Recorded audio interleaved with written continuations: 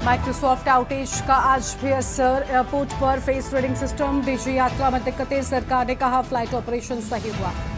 बांग्लादेश में छात्रों के नेतृत्व में विरोध प्रदर्शन, देश में कर्फ्यू, सड़कों पर सेना, 105 से ज्यादा मौतें और 2500 जख्मी, कोटा सिस्टम को लेकर उबल रहा पड़ोसी बांग्लादेश।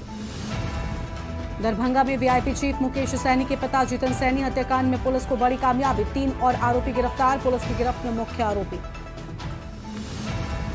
21 जुलाई को कोलकाता में टीएमसी की शहीद दिवस बैठक, अखिलेश यादव बैठक में होंगे शामिल, तृणमूल कांग्रेस के शहीद दिवस की रैली में भी लेंगे हिस्सा।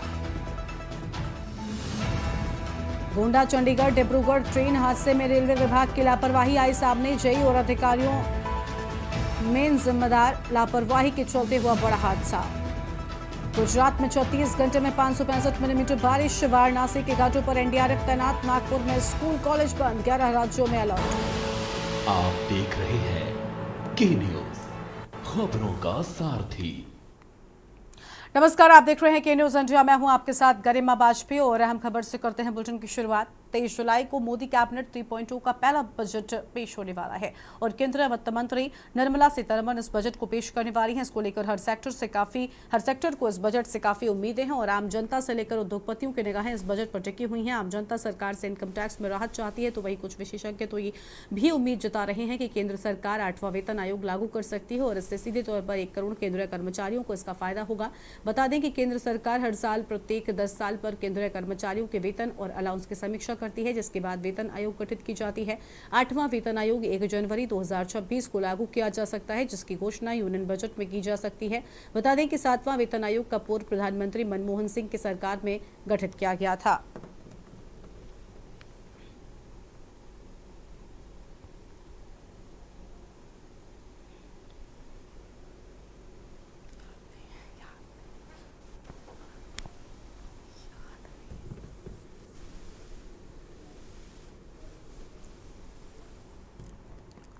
और ग्राफिक्स के जरिए आपको इस बजट से क्या उम्मीदें हैं, कुछ बड़ी बातें आपको बताते हैं। प्रधानमंत्री किसान सम्मान निधि बढ़ाई जा सकती है और मिडिल क्लास के लिए बजट में संभावित चीज़ें जो हैं वो सामने आई हैं। तो देखिए, पीएम किसान सम्मान निधि बढ़ाई जा सकती है और इसके साथ ही कृषि वृद्धि दर को तेज करने के लिए उपायों की घोषणा हो सकती है। तो उपायों की घोषणा हो सकती है और ग्रामीण इलाकों में पीएम आवास योजना को लेकर ऐलान संभव है और मनरेगा के कार्य दिवस बढ़ाने की संभावना है। कृषि से जुड़े कामों को भी शामिल करने को लेकर ऐलान इसमें किए जा सकते हैं। महिलाओं, युवाओं, किसानों और गरीबों पर विशेष फोकस होगा।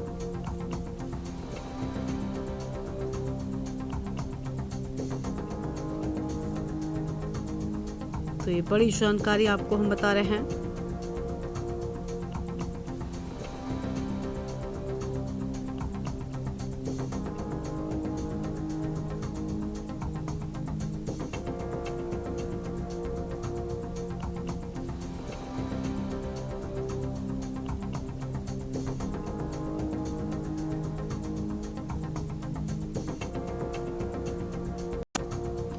मिडिल क्लास के लिए बजट में संभावित चीजें, जो पूंजीगत खर्च पर सरकार का ध्यान बना रहेगा।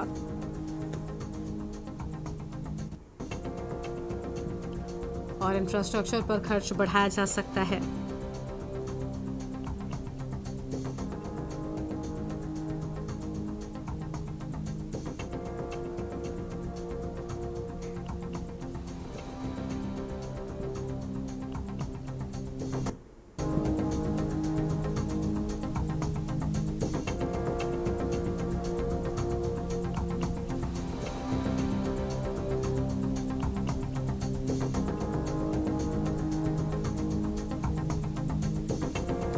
ग्रीन एनर्जी को बढ़ावा दिया जा सकता है।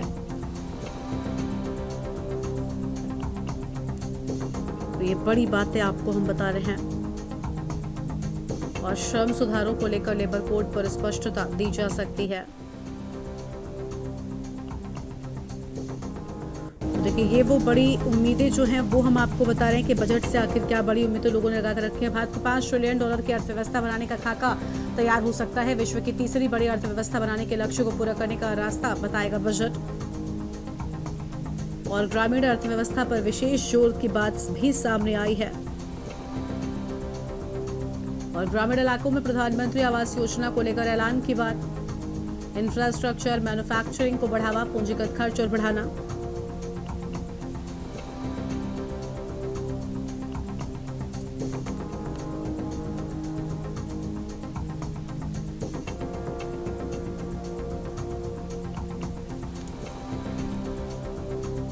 और देखिए, बजट घाटे में कमी, कृषि क्षेत्र के लिए नई योजनाएं, किसान सम्मान निधि में वृद्धि। तो ये 10 बड़ी उम्मीदें हैं जो आम बजट से लोगों ने लगाकर रखी हैं।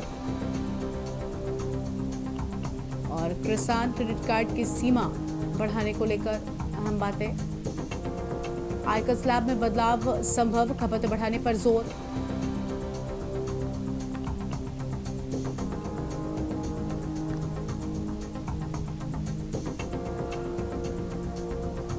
हाउसिंग लोन पर भी रियायत संभव है और युवाओं पर खास ध्यान दिया जाएगा। सर्विस सेक्टर में रोजगार उन्मुखी प्रोत्साहन योजना, कौशल विकास को बढ़ावा, एमएसएमई पर विशेष ध्यान।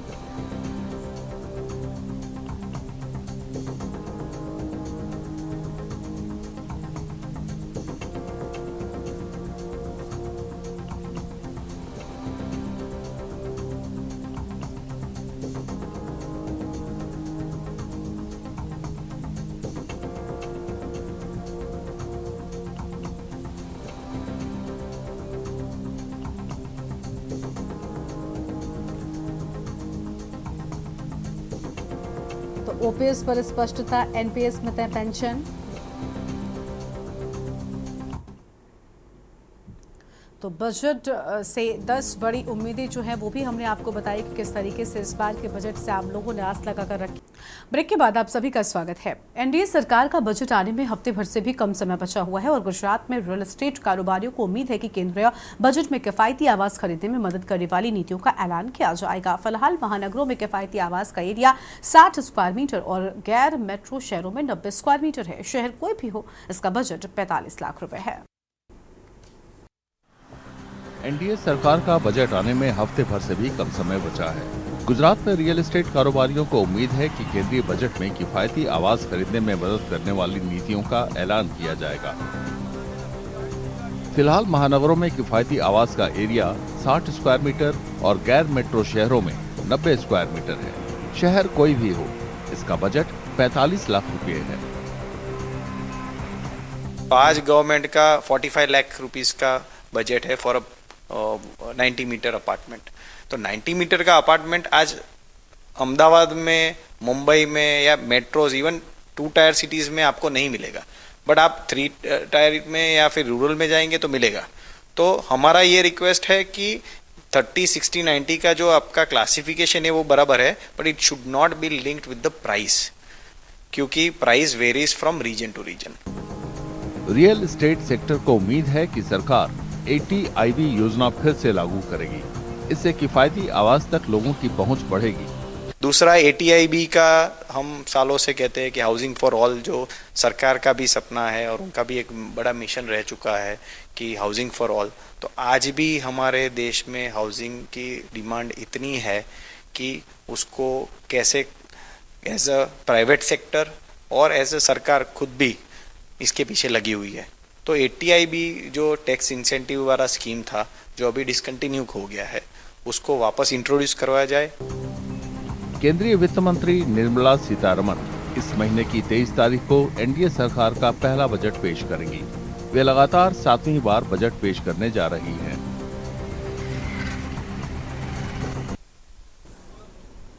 चंडीगढ़ के व्यापारियों को उम्मीद है कि केंद्रीय बजट में उनके हितों के उपाय होंगे और बजट इस महीने की 23 तारीख को पेश किया जा रहा है।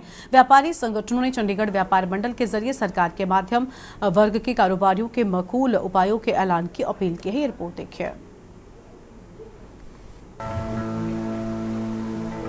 चंडीगढ़ के व्यापारियों को उम्मीद है कि केंद्रीय बजट में उनके हितों के उपाय होंगे। बजट इस महीने की 23 तारीख को पेश किया जा रहा है।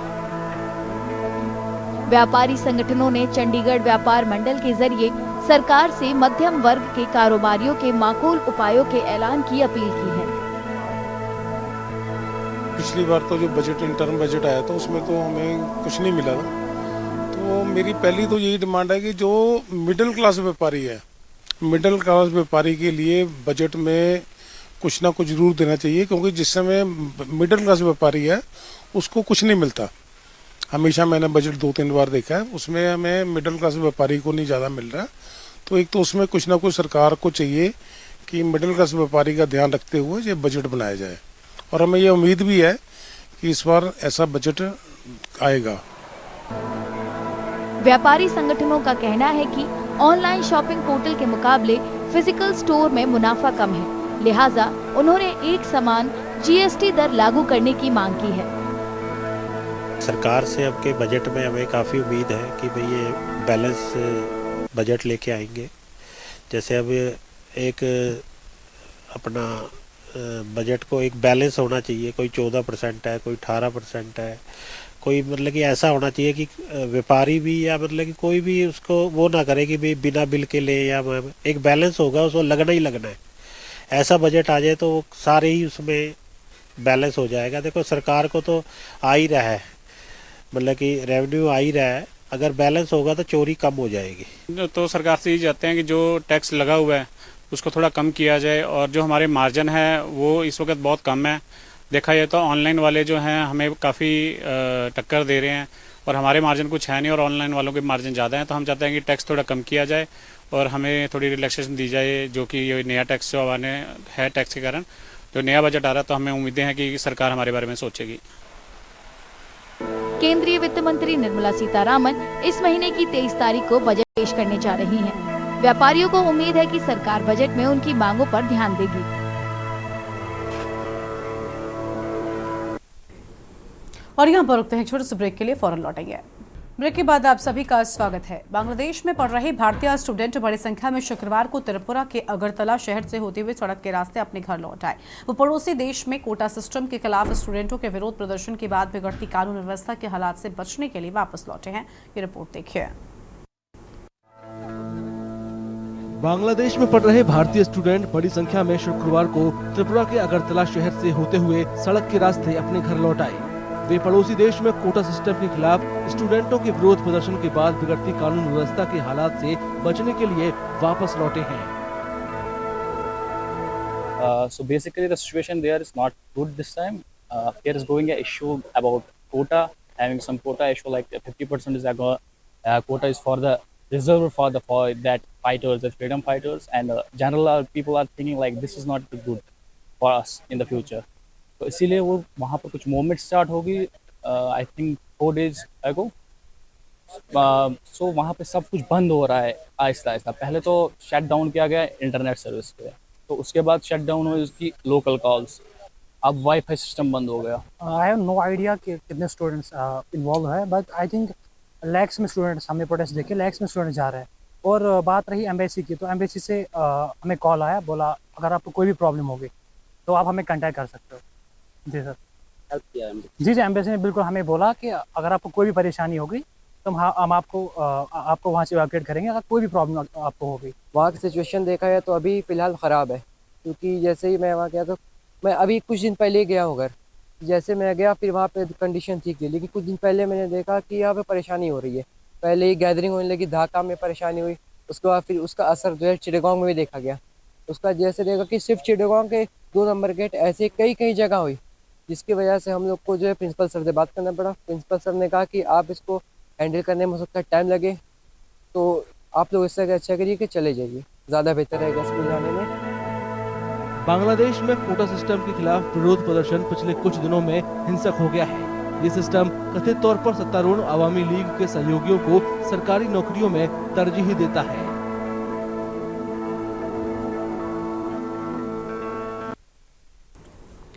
और एक और ब्रेक के लिए यहाँ पर रुकते हैं, चल लौटेंगे। आप देख रहे हैं के न्यूज, खबरों का सारथी।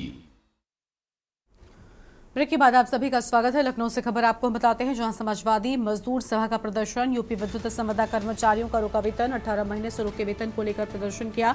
मजदूर सभा के कार्यकर्ताओं को पुलिस ने रोका है। रास्ते में पुलिस ने बैरिकेडिंग लगाकर सभी को रोका। प्रशासन की तरफ से मिले आश्वासन के प्रदर्शन खत्म की बात सामने आई है। बड़ी जानकारी आपको हम बता रहे हैं।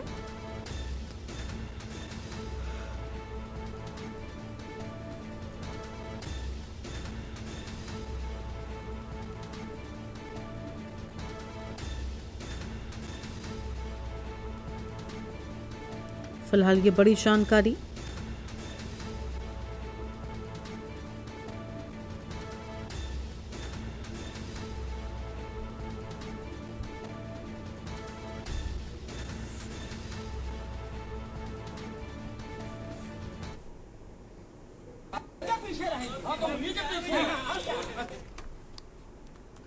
लखनऊ से खबर, यूपी में 3 आईपीएस अफसरों का तबादला। IPS Upendra Agrawal JCP LNO EOW भेजे गए और मेडिकल लीव पर चल रहे हैं। आईपीएस उपेंद्र अग्रवाल हटाए गए। आईपीएस अमित वर्मा लखनऊ के नए जेसीपी लॉ एंड ऑर्डर बने हैं। डीजीपी मुख्यालय में एसपी आईपीएस संतोष मिश्रा का भी तबादला किए जाने की बात सामने आई है।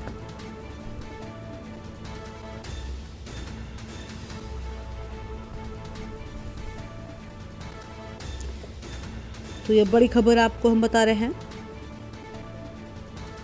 मेडिकल लीव पर चल रहे आईपीएस उपेंद्र अग्रवाल हटाए गए और आईपीएस अमित वर्मा लखनऊ के नए जेसीपी लॉ एंड ऑर्डर बने हैं। डीजीपी मुख्यालय में एसपी आईपीएस संतोष मिश्रा का भी तबादला होने की बात सामने आई है। बड़ी खबर आपको बता दें, लखनऊ से यूपी में 3 आईपीएस अफसरों का तबादला किया गया है। तो लखनऊ से बड़ी जानकारी, जहां 3 आईपीएस अफसरों का तबादला हुआ।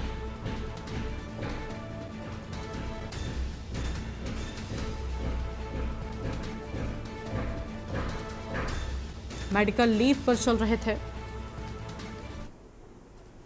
और यहां पर रुकते हैं एक ब्रेक के लिए। ब्रेक के बाद आप सभी का स्वागत है। लखनऊ से खबर, किसान पथ पर भीषण सड़क हादसा हो गया। 2 ट्रक के आपस में हुई जोरदार भिड़ंत। स्थानीय ने दी पुलिस कंट्रोल रूम पर सूचना। बमुश्किल बाहर निकाला ट्रक में फंसा हुआ युवक। ट्रक में फंसे युवक के दोनों पैर पूरी तरीके से जख्मी हो गए हैं। युवक को घायल अवस्था में पहुंचाया गया अस्पताल। किसान पथ आउटर रिंग रोड डकवा गांव के पास की ये पूरी घटना बताई जाती है। स्थानीय ने दी पुलिस कंट्रोल रूम पर सूचना।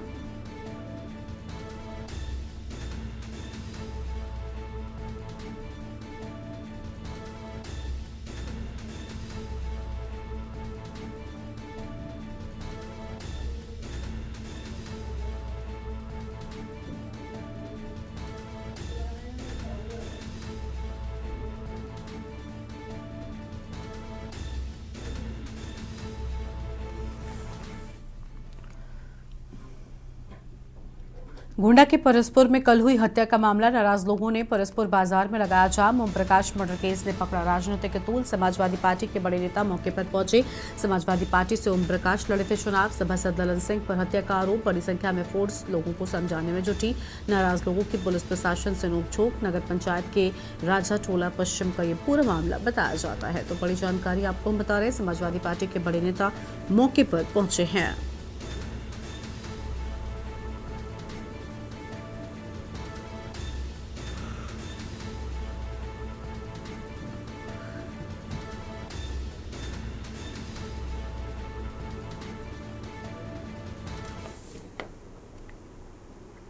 एक ब्रेक के लिए यहाँ पर रुकते हैं। नमस्कार, मैं हूं मनोज मानस। अब रुक करते हैं खबरों का। पीलीभीत से ये अहम खबर है। आपको बता दें, प्रेमिका से मिलने गए युवक की हत्या हुई है। आपको बता दें, युवक को बंधक बनाकर पीटा गया है। मौत हुई है युवक की। पुलिस ने प्रेमिका के 2 चाचा को गिरफ्तार किया है। युवती ने फोन कर युवक को बुलाया था। अपने घर बुलाने के बाद घर पहुंचे शिवम को लड़की के चाचा ने पीटा। प्रेमिका के चाचा की पिटाई से शिवम की मौत हुई। 17 वर्षीय शिवम की मौत से घर में कोहराम मच गया। आपको बता दें, दियोरिया कला के गांव दियोरिया कला की ये पूरी घटना है।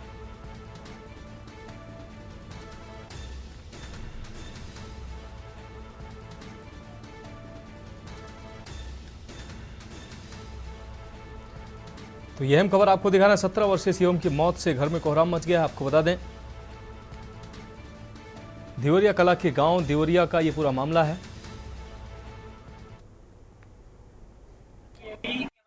भतीजे के लिए 8:30 बजे के करीब फोन आया लड़की का। वो गया, उसे बुलाया, वो गली में गया, परचून की दुकान है, सौदा लेने गया। ये वैसे गया, उन्होंने खींच के अंदर पीटा, मारपीट करी, गाड़ी से बाल करा और रात भर में मारा बंद करके।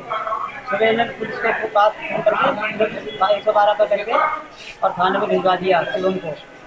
सिपाही गया मेरे पास होते पर, सिपाही गया, सिपाही के साथ हम भी गए थाने पर। हमने देखा तो हम सिर्फ बोल रहा था, चाचा इसने बहुत मारा इन लोगों ने, हम बचेंगे ना, हमें हमारी दवाई करवाओ, अल्लाह बचेंगे। पटिया पे एक लेटा था, उसने बयान दिए कि एक लड़की ने खींच के और पूरा परिवार, लड़की का परिवार वही था खाने का। अब रुक करेंगे अगली खबर का सीतापुर से। अगली अहम खबर है जहां ट्रैक्टर ट्रॉली पर जान जोखिम भरा सफर करने को कर रहे हैं लोग। आपको बता दें ट्रैक्टर ट्रॉली पर 3 दर्जन से अधिक लोग बैठे दिखे हैं। वीडियो सोशल मीडिया पर वायरल हो रहा है। आपको बता दें थाना इमलिया सुल्तानपुर के पास का ये पूरा मामला है। तो तस्वीरें साफ तौर से आप देख पा रहे हैं। जान जोखिम में डालकर लोग सफर कर रहे हैं।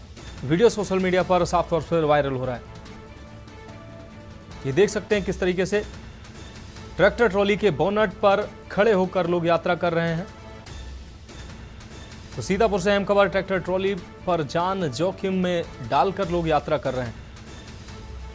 3 दर्जन से अधिक लोग ट्रैक्टर पर बैठे दिखे हैं और कई लोग ट्रैक्टर के जो बोनट पर खड़े दिखे हैं।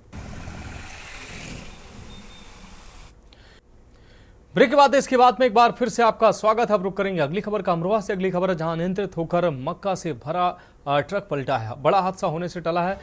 बड़ी घटना ये हो सकती थी। विलसी से बिजनौर जा रहा था मक्के से भरा ये ट्रक। हसनपुर थाना क्षेत्र के गजरोला रोड का ये पूरा मामला है। तो बिलसी से बिजनौर जा रहा था मक्के से भरा ये ट्रक। इस दौरान ये पलटा है। बड़ा हादसा होने से बचा है। हसनपुर थाना क्षेत्र के गजरोला रोड का ये पूरा मामला है। तो अमरोहा से यह अहम खबर, अनियंत्रित होकर मक्के से भरा ट्रक पलटा है। तस्वीरें साफ तौर से आप देख पा रहे हैं। दूर दूर तक ट्रक में मक्के की बोरियां फैली नजर आ रही हैं। अब बढ़ेंगे अगली खबर की ओर। रायबरेली से अगली खबर है जहां आपसी विवाद में जमकर मारपीट हुई है। मारपीट की घटना में आधा दर्जन लोग घायल हुए हैं। 3 की हालत नाजुक बताई जा रही है। अस्पताल में इन लोगों को भर्ती कराया गया, जहां से इन लोगों को हायर सेंटर रेफर किया गया। वहीं 3 अन्य का CSC में इलाज जारी है। शिवगढ़ थाना क्षेत्र के राजापुर सीवन का यह पूरा मामला है। तो मारपीट की घटना में आधा दर्जन लोग घायल हुए हैं। 3 की हालत नाजुक होने पर जिला अस्पताल रेफर किया गया है, जबकि अन्य का इलाज CSC में जारी है।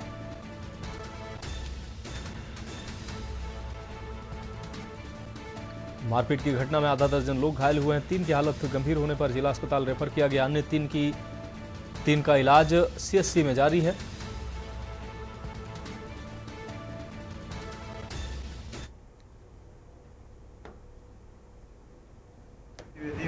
एमओ ड्यूटी कर रहा हूँ। शिवगढ़ से मारपीट का मामला आया है। 3 लोग आए हैं, इसमें उनको सर पे भी चोटें लगी हैं और हाथ में भी चोटें लगी हैं। उनको अभी प्राइमरी इलाज करके CT स्कैन वगैरह के लिए रख दिया गया है और अभी ऑब्जर्वेशन पे रखा है। कैसी हालत है सर? स्टेबल है। ब्रेक के बाद देश की बात में एक बार फिर से आपका स्वागत है। इस बीच सीधे आपको लिए चलते हैं हरियाणा के पंचकुला, जहां आम आदमी पार्टी के राज्यसभा सांसद संजय सिंह क्या कुछ कह रहे हैं। मिला के झूठे वादे कर करके आपको सिर्फ गुमराह करने का काम किया। बेरोजगारी दूर करने के नाम पर झूठ बोला। कहा 2 करोड़ नौकरी हर साल देंगे। अग्निवीर के नाम पे झूठ बोला। महंगाई के नाम पे झूठ बोला। शिक्षा के नाम पे झूठ बोला। स्वास्थ्य की बदहाली दूर करने के नाम पे झूठ बोला। सड़कें ठीक करने के नाम पे झूठ बोला। और जो इनका सबका साथ सबका विकास का नारा है, वो एक बहुत बड़ा झूठ आपके साथ बोला। एक तरफ झूठ की गारंटी है बीजेपी की गारंटी, दूसरी तरफ केजरीवाल की गारंटी है सच की गारंटी, सब कुछ जमीन पे करके दिखाने की गारंटी। ये लड़ाई झूठ और सच के बीच है साथियों। और जो हम बोल रहे हैं आपके सामने, ये सिर्फ कोई खोखला वादा नहीं, ये मोदी और नायब सिंह सैनी की डबल इंजन की सरकार के जुमले नहीं है। ये अरविंद केजरीवाल की गारंटी है। और अरविंद केजरीवाल वो शख्स हैं जो अपने वादे से ज्यादा काम करके जमीन पे दिखाते हैं। इसका उदाहरण दिल्ली है। जब केजरीवाल साहब मुख्यमंत्री बने, मनीष सिसोदिया जी के साथ सरकारी स्कूलों का दौरा करने जाते थे। मकड़ी के जाले लगे रहते थे उन सरकारी स्कूलों में। बच्चे छोटे छोटे टाट पट्टी पे बैठ के पढ़ते थे। बेटियों के लिए टॉयलेट का इंतजाम नहीं था। आज उन्हीं सरकारी स्कूलों में एयर कंडीशन कमरे दिल्ली के अंदर बच्चों की पढ़ाई के लिए बने, एयर कंडीशन कमरे। सरकारी स्कूलों में स्विमिंग पूल का निर्माण हुआ है, एथलीट के ग्राउंड बने हैं, हॉकी के ग्राउंड बने हैं। अमेरिका के राष्ट्रपति ट्रंप की पत्नी हिंदुस्तान आई, मोदी जी ने कहा गुजरात का सरकारी स्कूल देख लो, कहने लगी नहीं देखना। बोले उत्तर प्रदेश का बाबा जी का सरकारी स्कूल देख लो, बोले नहीं देखना। अरे बोले मध्य प्रदेश में हमारी सरकार है, वहां का सरकारी स्कूल देख लो, कहने लगी नहीं देखना। बोले हरियाणा में खट्टर जी की सरकार है, वहां का सरकारी स्कूल देख लो, कहने लगी नहीं देखना। तो मोदी जी ने कहा फिर देखना क्या है? बोले हमें तो केजरीवाल और सिसोदिया का स्कूल देखना है जो उन्होंने बनाया। ऐसे सरकारी स्कूल बनाए कि अमेरिका वाला आता है तो हिंदुस्तान में केजरीवाल के द्वारा बनाए गए सरकारी स्कूलों को देखता है। पहले लोग कहते थे अमेरिका से सीखो, अमेरिका से सीखो, अमेरिका से सीखो। आज अमेरिका वाला कह रहा है केजरीवाल से सीखो, आम आदमी पार्टी से सीखो, इन टोपी वालों से सीखो। बिजली फ्री किसी ने सपने में नहीं सोचा था। आजादी के 75 सालों में बहुत सारी सरकारें आई और गईं। केजरीवाल साहब ने कहा गरीब के घर में रोशनी तो होनी चाहिए, लेकिन उस रोशनी की कोई कीमत नहीं होनी चाहिए। जीरो बिजली का बिल आता है, जीरो जीरो। और अब तो नारे लगने लगे। पंजाब में हमारी सरकार बनी, भगवंत मान जी ने भी 300 यूनिट बिजली फ्री कर दिया, 300 यूनिट बिजली फ्री। अब नारे लगते हैं दिल्ली और पंजाब के अंदर कि बिजली का बिल है जीरो और केजरीवाल मान है हीरो। तो फ्री बिजली चाहिए कि नहीं चाहिए? आप लोगों को चाहिए ना? तो फिर आम आदमी पार्टी चाहिए, अरविंद केजरीवाल चाहिए। शिक्षा फ्री, बिजली फ्री, पानी फ्री। दिल्ली की सरकार ने कहा माताओं बहनों के लिए बस की यात्रा फ्री। बहुत सारे मुख्यमंत्री हुए, इस दर्द को केजरीवाल जी ने समझा। एक गरीब की बेटी जब कॉलेज जानी होती है तो उसका बाप अपने जेब की तरफ देखता है, हमारी 3 बेटियां हैं, कॉलेज जाएंगी, इनको 100 रुपए देना पड़ेगा, कहां से लाऊं? आज दिल्ली की बेटियों को, माताओं को, बहनों को, काम करने वाली मजदूर महिलाओं को बस के लिए 1 भी रुपए देना नहीं पड़ता। जीरो जीरो बस की यात्रा फ्री। फरिश्ते स्कीम लागू किया दिल्ली के अंदर। ये तमाम योजनाएं दिल्ली की सरकार ने करके दिखाया। तो जब मोदी जी को केजरीवाल जी की सराहना करनी थी, मनीष सिसोदिया की सराहना करनी थी, सत्येंद्र जैन की सराहना करनी थी जिसने मोहल्ला क्लिनिक का मॉडल दिया, तो सराहना करना तो दूर, उन्होंने कहा इन लोग अच्छा काम कर रहे हैं, इनको पकड़ के जेल में डालो। ब्रेक के बाद इसके बाद में एक बार फिर से आपका स्वागत। हम रुक करेंगे अगली खबर का। बलिया से अगली अहम खबर है, जहां बलिया में दबंगों ने दिन दहाड़े हत्या की है। कोतवाली के सामने ही युवक को चाकुओं से गोदा है। युवक के सर और शरीर पर कई बार हमले किए हैं। बांसडीह कोतवाली थाने के पास का ये पूरा मामला है। युवक के सर और शरीर पर ताबड़तोड़ हमले किए गए हैं। बांसडीह कोतवाली थाने के पास का ये मामला है। तो बलिया से अहम खबर, बलिया में दबंगों ने दिन दहाड़े हत्या को अंजाम दिया है। आपको बता दें कोतवाली के सामने इस हत्या को अंजाम दिया है। युवक को चाकू से गोद गोद कर हत्या की। आपको बता दें युवक के सर और शरीर पर जानलेवा हमला किया है। फिजिकल असॉल्ट का केस था, थाना बांसडीह का था और उनको मृत अवस्था में यहाँ लाया गया। अच्छा, कहाँ चोट लगी थी उसको? सर में चोट लगी थी और गले में। क्या बताया सर कैसे चोट लगी? कैसे? लोगों के बताने के अनुसार जो है किसी धारदार हथियार से वार किया गया। क्या एज था सर?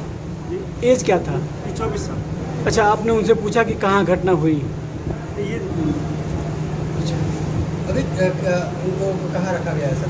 मर्सी। कितना कहाँ चोट लगा था? कैसा चोट लगा था? मतलब मारपीट का केस था, सर में चोट लगा था। अब रुक करते हैं अगली खबर का। मथुरा में बढ़ रहा है क्राइम का ग्राफ। आपको बता दें एसएसपी क्राइम पर अंकुश लगाने में नाकाम। कार में युवक को बदमाशों ने बंधक बनाकर पीटा है। बंधक बनाकर बेरहमी से पीटने का वीडियो सामने आया है। आपको बता दें 30 किलोमीटर सड़क पर दौड़ती रही ये कार। चेक पोस्ट पर पुलिस को नहीं लगी भनक भी।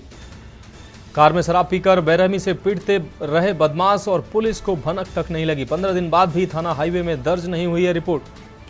तो यह अहम खबर आपको दिखा रहे हैं। 30 किलोमीटर सड़क पर दौड़ती रही कार, लेकिन पुलिस को भनक तक नहीं लगी। चेक पोस्ट पर पुलिस को इस घटना की खबर नहीं लगी।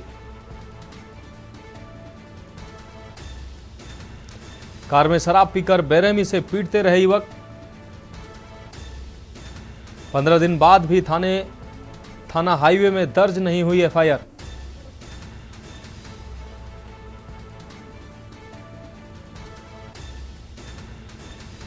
एसएसपी क्राइम पर अंकुश लगाने में नाकाम। मथुरा से अहम खबर आपको दिखाने। कार में युवक को बदमाशों ने बंधक बनाकर पीटा। इस वक्त की अहम खबर।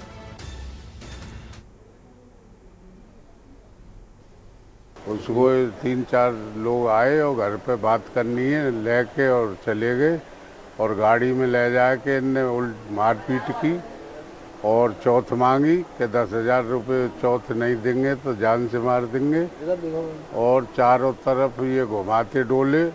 जब हमको मालूम पड़ी तो इनके हमारे छोटे बेटा रवि को मालूम पड़ी कि मेरे भाई को ले गए। उसको बताई औरतों ने, घर 3-4 लड़के आए और ले गए। एक i20 गाड़ी थी यूपी 85 AZ 400 उसमें ले गए और मारते हुए वीडियो बनाई और उन लोगों ने वीडियो वायरल की है और आए दिन अब भी धमकी दे रहे हैं मेरे छोटे लड़के। क्या कह रहे हैं वो और क्यों इस तरीके की वारदात को अंजाम दिया? अब ये तो हमारा तो कोई किसी से दुश्मनी थी नहीं, उस लड़के से ही मारपीट की है। कोई तो वजह रही होगी, क्या काय के लिए वो मारपीट कर? अब कौन है वो लोग, आप लोग जानते हैं उन्हें? मोहल्ला में रहते हैं। अच्छा, पड़ोस के ही रहने वाले? हाँ, दूसरे मोहल्ला में। ब्रेक के बाद इसके बाद में एक बार फिर से आपका स्वागत है। रुक करेंगे अगली खबर का। हमीरपुर से अहम खबर सामने आ रही, जहां बाढ़ में फंसे नगरपालिका अध्यक्ष। बारिश की बाढ़ में फंसे कुलदीप निषाद बुलेट लेकर बाढ़ में घूमते नजर आए। कुलदीप निषाद बाढ़ के पानी में जद्दोजहद करते दिखे। कुलदीप निषाद का वीडियो वायरल हुआ है।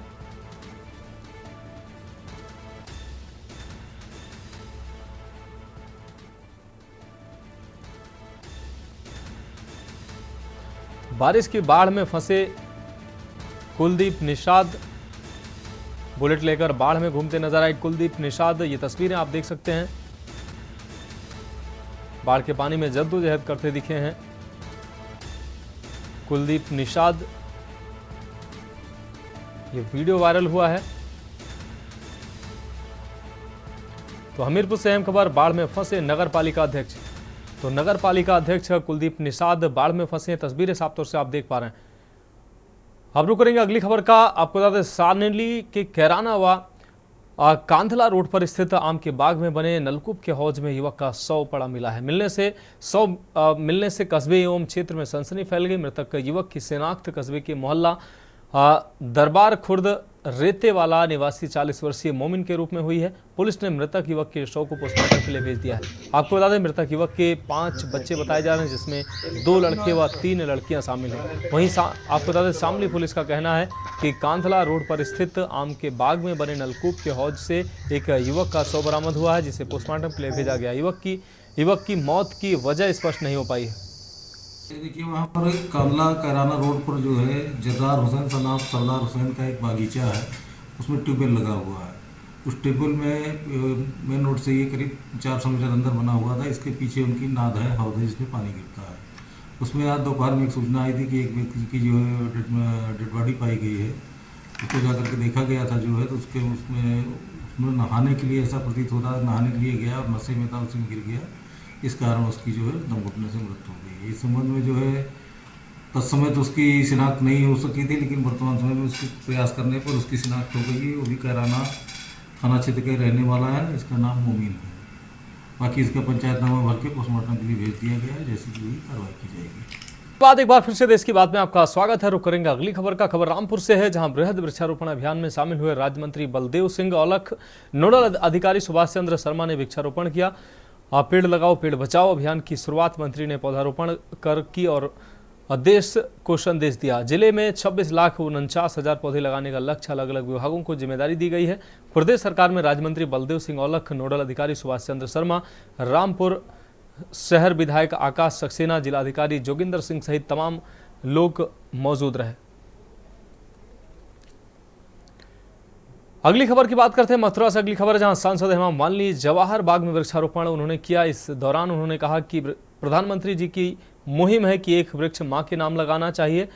वह मां अपनी हो, देवी मां हो या फिर भारत मां हो, सब लोगों को एक पेड़ जरूर लगाना चाहिए। लगातार बिल्डिंगें बनती जा रही हैं और वृक्ष खत्म होते जा रहे हैं। इस तरह से प्रकृति बिल्कुल नष्ट हो जाएगी, इसलिए ज़रूरी है कि सभी लोगों को अपने जीवन में एक एक वृक्ष जरूर लगाना चाहिए। और प्रधानमंत्री मोदी की मुहिम एक वृक्ष एक माँ के नाम जरूर लगाना चाहिए। ध्यान रखना चाहिए कि पेड़ हम लोग सही जगह पर लगाएं, सही जगह पर ना लगाएं, ऐसी जगह पर ना लगाएं जहां रोड बनने वाली हो, जिससे कि पेड़ नष्ट हो जाएं।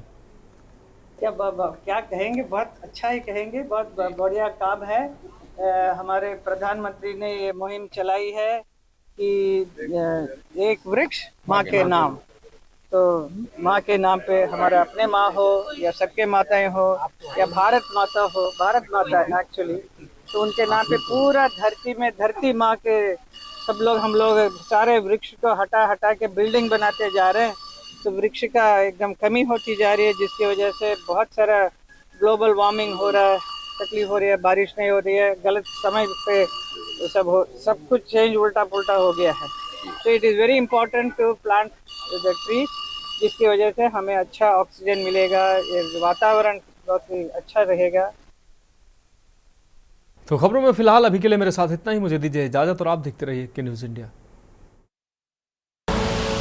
आप देख रहे हैं के न्यूज़, खबरों का सारथी।